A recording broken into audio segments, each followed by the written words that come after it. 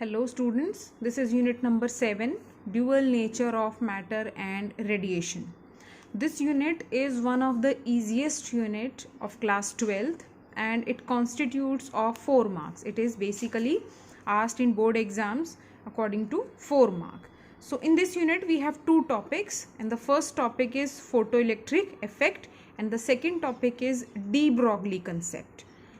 So let us start with the first one, that is photoelectric effect. Photo means it is associated with light.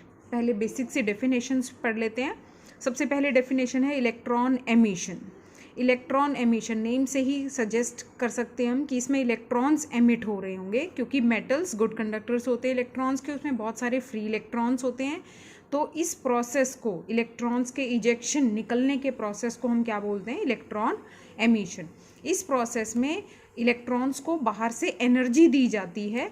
कैसे दी जाती है energy? या तो हम metal को हीट करेंगे, और अगर हम मेटल को हीट करके इलेक्ट्रॉन्स इजेक्ट होते हैं तो उस प्रोसेस को हम कहते हैं थर्मी आयनिक एमिशन. और अगर हम एक लाइट रेडिएशंस उस मेटल के सरफेस पर फॉल कराएं जिसकी एक पर्टिकुलर सूटेबल फ्रीक्वेंसी हो, तो उस प्रोसेस को हम क्या कहते हैं? Photo electric effect. ये हम पढ़ेंगे इस यूनिट में.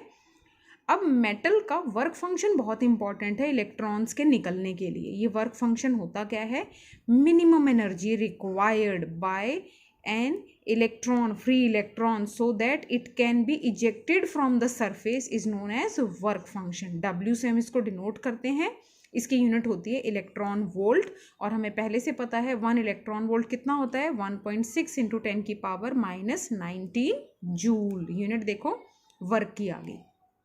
अब अगर मैं इसको डायग्राम से समझाऊं, देखेंगे एक बार इसको डायग्राम से. ये मेरा एक मेटल है M, ठीक है. तो इस पर आप लाइट ऑफ सूटेबल फ्रीक्वेंसी कितनी? μ0 इंसिडेंट करोगे तो इस मेटल में से इलेक्ट्रॉन्स इजेक्ट हो जाएंगे, और इजेक्ट होने के बाद वो मूव करेंगे तो उनकी कुछ काइनेटिक एनर्जी भी होगी. तो इसका मतलब कि आपने सूटेबल फ्रीक्वेंसी वाली लाइट यहाँ डालनी है जिसकी एनर्जी कितनी होगी? h/nu. इस मेटल का वर्क फंक्शन कितना होगा? h/nu0, और वो इलेक्ट्रॉन्स एनर्जी लेकर बाहर निकलेंगे. कौन सी एनर्जी? Kinetic energy. इस प्रोसेस को हम क्या बोलते हैं? Photo electric effect. इसको हम डिटेल में आगे पढ़ेंगे. वर्क फंक्शन में बोर्ड में कुछ क्वेश्चंस आते हैं, उसके लिए ये 5 पॉइंट्स पढ़ने बहुत ज़रूरी हैं. क्या? कि वर्क फंक्शन नेचर पे डिपेंड करता है. नेचर ऑफ किस पर? मेटल के नेचर पर. सीजियम है जैसे, और प्लैटिनम. प्लैटिनम के लिए ज़्यादा है, सीजियम के लिए कम है. अब इसमें अगर मैं इसको डिटेल में बताऊं, प्लैटिनम का ज़्यादा होने का मीनिंग समझते हैं कि प्लैटिनम को बहुत ज़्यादा एनर्जी चाहिएगी अगर उसके सरफेस से हम इलेक्ट्रॉन्स इजेक्ट कराना चाहते हैं, ठीक है.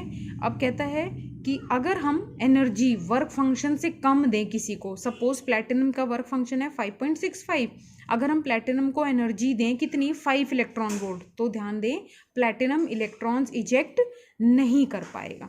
अगर इक्वल दें तो सिर्फ इलेक्ट्रॉन जो है वो सरफेस तक आ पाएंगे, बाहर निकल कर नहीं जा पाएंगे. तो हमें एनर्जी कितनी देनी पड़ेगी? वर्क फंक्शन से ज़्यादा, ताकि इलेक्ट्रॉन्स जा सके निकल के सरफेस से.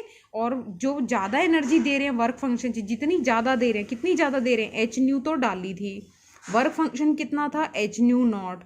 तो जितनी हम ज़्यादा दे रहे हैं वो कौन लेके जाएंगे? इलेक्ट्रॉन्स लेकर जाएंगे in the form of kinetic energy, ठीक है. जैसे ये क्वेश्चन दिया हुआ है, ये ऐसा बोर्ड में क्वेश्चन आया था, वर्क फंक्शन सोडियम मेटल का इतना है, तो काइनेटिक एनर्जी बताओ कितनी होगी अगर एनर्जी सप्लाई 2 इलेक्ट्रॉन वोल्ट दी है. तो आपको पता है वर्क फंक्शन ज़्यादा है इससे, तो यहाँ इलेक्ट्रॉन एमिट होंगे ही नहीं. फर्स्ट पार्ट देखो. सेकंड में थे 2.75, इसमें भी नहीं होंगे, सरफेस तक रहेगा, तो काइनेटिक एनर्जी क्या रहेगी? 0, निकलेंगे नहीं मतलब इलेक्ट्रॉन. 3.50 अगर हमने क्या है एनर्जी डाली है, तो ये वर्क फंक्शन था. तो बताओ काइनेटिक एनर्जी कैसे निकालते हैं? एनर्जी कितनी डाली थी? बोलें 3.50 माइनस वर्क फंक्शन कितना था? 2.75. ऐसी 4 माइनस 2.75 कितना आएगा? 1.25 इलेक्ट्रॉन वोल्ट तक के इलेक्ट्रॉन्स निकल सकते हैं. फोटो इलेक्ट्रिक इफेक्ट की डेफिनेशन है, ये एक फिनोमेना है जिसमें फ्री इलेक्ट्रॉन्स मेटल में से निकलेंगे. कब? जब उस मेटल पर हम क्या डालेंगे? लाइट डालेंगे. कितनी, कैसी फ्रीक्वेंसी की? सूटेबल फ्रीक्वेंसी की. और जो इलेक्ट्रॉन्स निकल के जाते हैं उनको हम क्या बोलते हैं? Photo electrons. Next definition, threshold frequency. जो मिनिमम फ्रीक्वेंसी हम लाइट की इंसिडेंट कराते हैं जो मेटल में से इलेक्ट्रॉन्स को इजेक्ट कराएगी उसको हम क्या बोलते हैं, कट ऑफ या फिर थ्रेशोल्ड फ्रीक्वेंसी। वर्क फंक्शन बताया था अभी, किससे डिनोट करते हैं, क्या फॉर्मूला लिखते हैं, एच न्यू। ये प्लैंक्स ने रिलेशन दिया था, और एच क्या है, प्लैंक्स कांस्टेंट। और अगर हम इसको वेवलेंथ की फॉर्म में लिखना चाहें तो फ्रीक्वेंसी है ये किसके बराबर होता है, C by lambda nought. Note point पढ़ लेंगे, बहुत इंपॉर्टेंट है। दो कैरेक्टरिस्टिक्स होती हैं किसी भी लाइट वेव की जो कि रिस्पॉन्सिबल होती हैं फोटो इलेक्ट्रिक इफेक्ट को स्टडी करने में। पहला है बेटे फ्रीक्वेंसी, जिसको हम इससे डिनोट करते हैं, सिंबल है हमारा फ्रीक्वेंसी का, this is the symbol of frequency. और इंटेंसिटी को हम आई से डिनोट करते हैं, ठीक है। फ्रीक्वेंसी क्या कहता है, मोर is the frequency more will be the energy. मतलब समझें, अगर हम इंसिडेंट रेडिएशंस की फ्रीक्वेंसी बढ़ाते हैं तो फ्रीक्वेंसी बढ़ाने का मतलब है हम जो एनर्जी डाल रहे हैं इस मेटल को, जो दे रहे हैं, ठीक है, वो बढ़ रही है, क्योंकि ई किसके बराबर, एच न्यू। फ्रीक्वेंसी बढ़ने से एनर्जी बढ़ जाएगी। और इंटेंसिटी का मतलब क्या है कि ये अमाउंट ऑफ लाइट को बताता है। तो अमाउंट ऑफ लाइट मतलब more is the intensity more will be the light, मतलब more will be the photons that will be incident on this surface. तो ये दोनों इंपॉर्टेंट फैक्टर है, इन दोनों को हम डिस्कस करेंगे आगे, और कैसे यूज़ करना है वो भी ये बात करेंगे। तो अब फ्रीक्वेंसी किस पे डिपेंड करती है, कलर्स पे।